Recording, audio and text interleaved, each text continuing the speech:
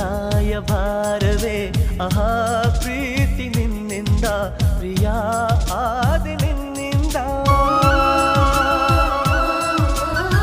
ಸಾಗರವು ಹುಣ್ಣಿಮೆಯು ಜಿಗಿಯುವುದೇ ಪ್ರೀತಿಸಲು ಮಲ್ಲಿಗೆಯು ಗಂಧವು ಬೆರೆಯುವುದೇ ಪ್ರೀತಿಸಲು ಪ್ರೀತಿ ನಿನ್ನ ಸ್ಮರಣೆಯಲ್ಲಿ